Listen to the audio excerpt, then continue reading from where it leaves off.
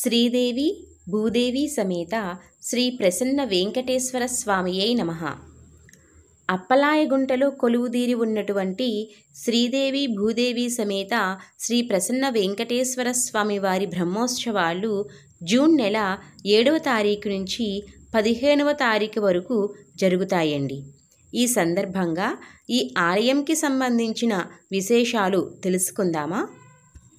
కలియుగ ప్రత్యక్ష దైవమైన శ్రీ వెంకటేశ్వర స్వామి వారితో ప్రత్యక్షంగా ముడిపడిన క్షేత్రంగా చెప్పబడుతూ ఉన్న అప్పలాయగుంటలో శ్రీ వెంకటేశ్వర స్వామి అభయహస్తంతో శ్రీ ప్రసన్న వెంకటేశ్వర స్వామిగా కొలువుదీరి భక్తుల కోర్కెలను తీర్చే కొండంత దేవుడిగా పేరు పొంది ఆరాధించబడుతూ ఉన్నాడు. పూర్వం అప్పులయ్య అనే భక్తుడు తిరుమల క్షేత్రానికి వెళుతూ కొంతసేపు ఈ ప్రాంతంలో విశ్రమించాడు.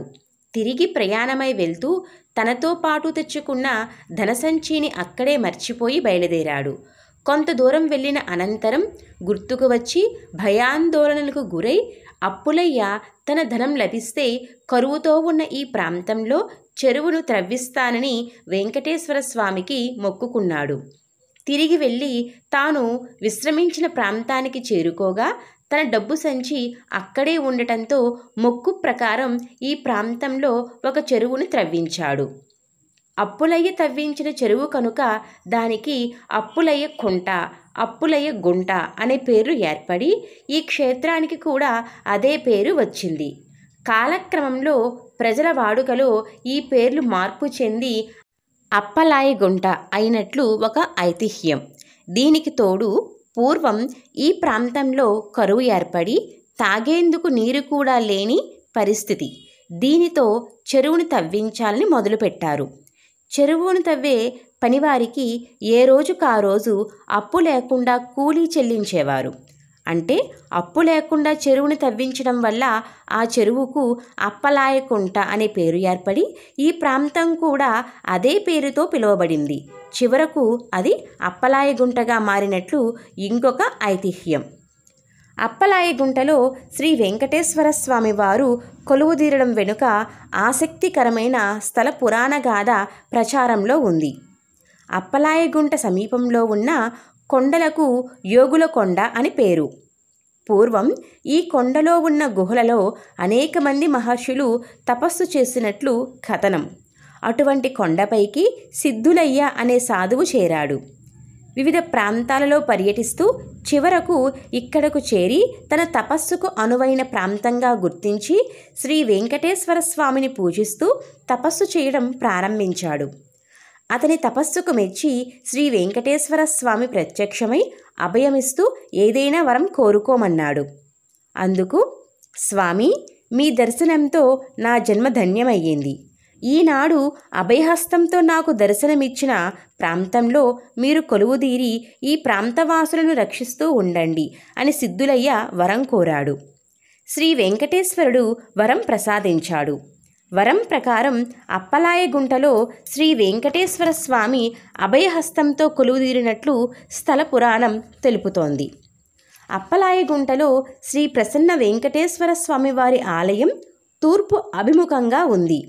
ప్రధాన ఆలయానికి ఎదురుగా శ్రీ ప్రసన్న ఆంజనేయ స్వామి వారి ఆలయం ఉంది. శ్రీ ప్రసన్న వెంకటేశ్వర స్వామి వారి ఆలయానికి ముందు వైపున ఇటీవలి కాలంలో నిర్మింపబడిన పుష్కరిణి ఉంది. ఆలయ ప్రధాన ప్రవేశ ద్వారం రాజగోపురం దర్శనమిస్తుంది. 3 అంతస్తులతో పైభాగంలో 5 కలశాలను కలిగి ఉన్న ఈ రాజగోపుర మార్గం గుండా ఆలయ ప్రాంగణంలోనికి ప్రవేశిస్తూనే ప్రధాన ఆలయం దర్శనమిస్తుంది. గర్భాలయంలో శ్రీ ప్రసన్న వెంకటేశ్వర స్వామివారు సుమారు 7 అడుగుల ఎత్తును కలిగి చతుర్భుజాలతో దివ్య మనోహర రూపంతో భక్తులపై ప్రసన్న దృక్కులను ప్రసరింపచేస్తూ దర్శనమిస్తారు. స్వామివారు శంకు, చక్ర, అభయ, కటిహస్తాలతో కొలువుదీరి ఉన్నారు. మామూలుగా శ్రీ వెంకటేశ్వర స్వామివారు ఎడమ చేతిని కటిపై ఉంచుకుని కుడి చేతిని వరముద్రను కలిగి ఉంటారు. కానీ ఈ క్షేత్రంలో వరదముద్ర బదులు అభయముద్రను కలిగి ఉండటం విశేషం.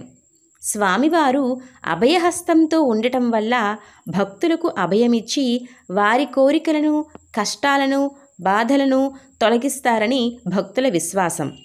ప్రధానంగా శనివారం నాడు ప్రదక్షిణలు చేసి స్వామివారిని దర్శిస్తే కోరిన కోరికలన్నీ శీఘ్రంగా నెరవేరతాయని భక్తుల నమ్మకం. ఆలయ ప్రాంగణంలో నైరుతిలో తూర్పు అభిముఖంగా ఉన్న ఆలయంలో స్వామివారి దేవేరి శ్రీ పద్మావతి అమ్మవారు కొలువుదీరి పూజలందుకుంటూ ఉంటారు. గర్భాలయంలోని అమ్మవారు పద్మంపై ఆసీనురాలై చతుర్భుజాలతో 2 చేతులతో పద్మాలను, మరో 2 చేతులతో అభయ వరద ముద్రను ధరించి కొలువుదీరి భక్తులపై కరుణా కటాక్షాలను ప్రసరింపచేస్తూ దర్శనమిస్తారు. ఆలయ ప్రాంగణంలో వాయవ్యంలో ఉన్న ఆలయంలో శ్రీ గోదాదేవి అమ్మవారు కొలువుదీరి పూజలందుకుంటూ ఉంటారు. ప్రతిరోజు పూజలు జరిగే అప్పలాయిగుంట శ్రీ ప్రసన్న వెంకటేశ్వర స్వామి వారికి ప్రతి సంవత్సరం జ్యేష్ఠ మాసంలో బ్రహ్మోత్సవాలు 10 రోజుల పాటు అంగరంగ వైభవంగా జరుగుతాయి. అప్పలాయిగుంటలో స్వామివారిని భక్తులు తిరుపతి నుంచి వెళ్ళి దర్శించుకుని తిరిగి తిరుపతికి చేరుకుంటారు. తిరుపతి నుంచి 18, తిరుచానూరు నుంచి 12 కిలోమీటర్ల దూరంలో ఉన్న అప్పలాయిగుంటకు తిరుపతి నుంచి విరివిగా బస్సు సౌకర్యాలు ఉన్నాయి.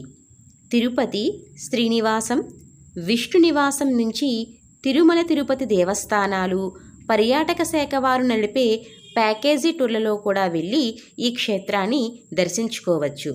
శ్రీ వెంకటేశ్వరుడు అభయహస్తంతో కొలువుదీరిన అప్పలాయగుంట దర్శించి భక్తులు తరించవచ్చు.